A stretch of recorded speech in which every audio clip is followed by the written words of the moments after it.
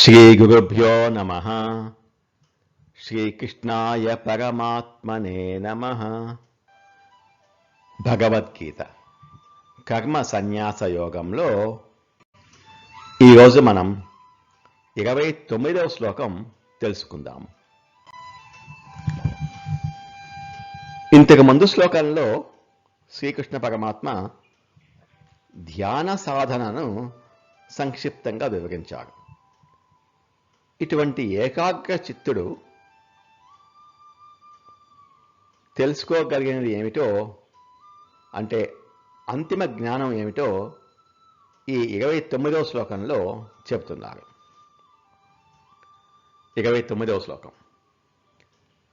భోక్తారం యజ్ఞ తపసాం సర్వలోకమహేశ్వరం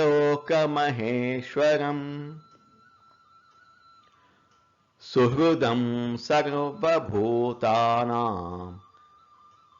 జ్ఞాత్వా మాం శాంతిమృచ్ఛతి.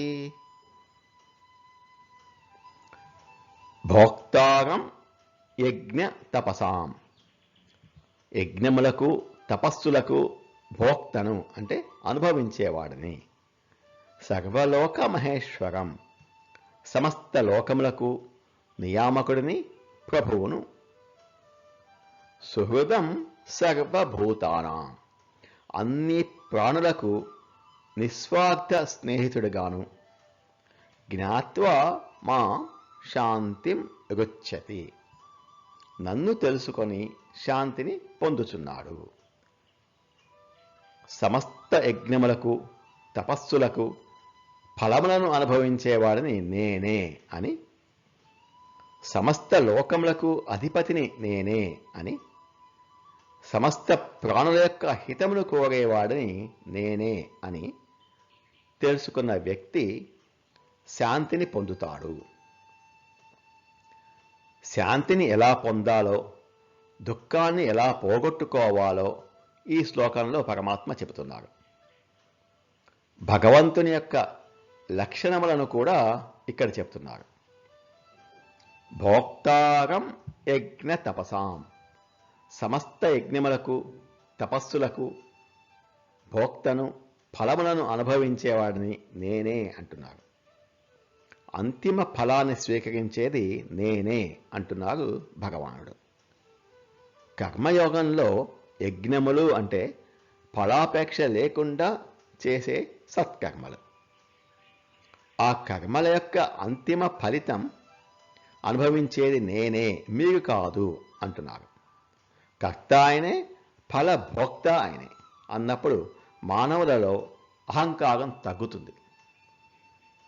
సర్వలోక మహేశ్వరం, సర్వలోకాలకు, వాటిలోని దేవతలకు, సమస్త జీవరాశికి, సమస్త విశ్వానికి అధిపతి, ప్రభువు భగవానుడు అని తెలుసుకున్నప్పుడు భగవంతుని యొక్క మహత్తర శక్తి, మనం ఆయన ముందు చాలా చిన్న అయిన చీమ లాంటి వాళ్ళము అని అర్థం అవుతుంది.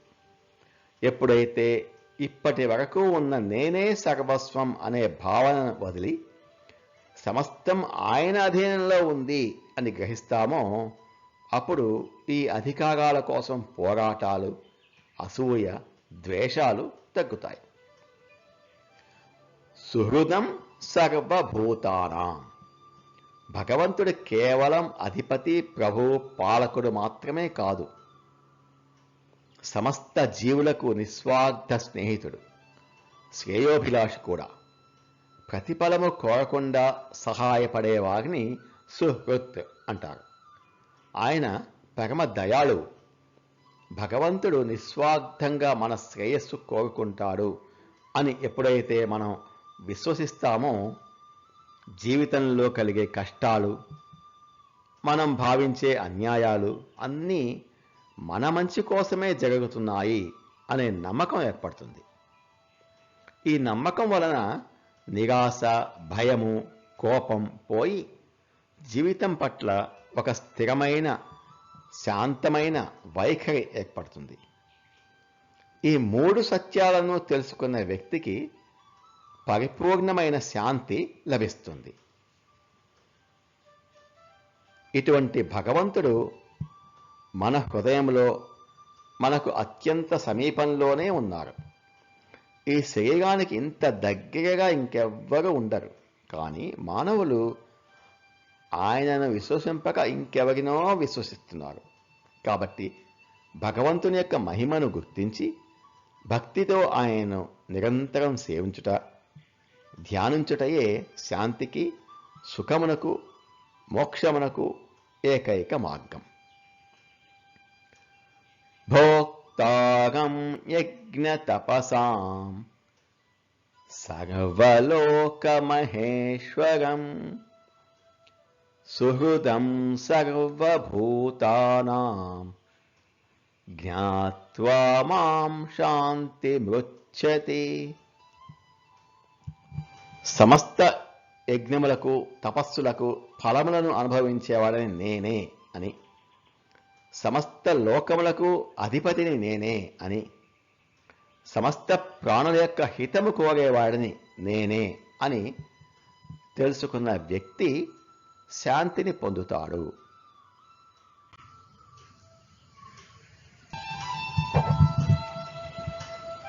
ఇంతటితో ఈ 5వ అధ్యాయం కర్మ సన్యాస యోగం పూర్తి అయింది. రేపటి నుంచి ఆత్మ సంయమ యోగం, దీన్ని ధ్యాన యోగం అని కూడా అనవచ్చు, 6వ అధ్యాయాన్ని తెలుసుకుందాము. పుష్పిక. ఓం తత్సదితి శ్రీమద్భగవద్గీతాసు ఉపనిషత్సు బ్రహ్మ విద్యాయాం యోగశాస్త్రే శ్రీకృష్ణార్జున సంవాదే కర్మ సన్యాసయోగో నామ పంచమోऽధ్యాయః. ఇది శ్రీమద్భగవద్గీత ఉపనిషత్తుల సారం. ఇది బ్రహ్మ విద్య అయినటువంటి పరమాత్మ జ్ఞానం గురించి చెప్తుంది. కర్మ, భక్తి, జ్ఞానయోగాలను బోధించే యోగ శాస్త్రం. ఇది శ్రీకృష్ణుడు మరియు అర్జునుడు మధ్య జరిగిన సంభాషణ మరియు శ్రీకృష్ణుడు అర్జునుడికి చేసిన దివ్య సందేశం. కర్మ సన్యాస యోగం అనే 5వ అధ్యాయం. ఓం నమో భగవతే వాసుదేవాయ. ఏతత్ ఫలం శ్రీకృష్ణార్పణమస్తు. స్వస్తి.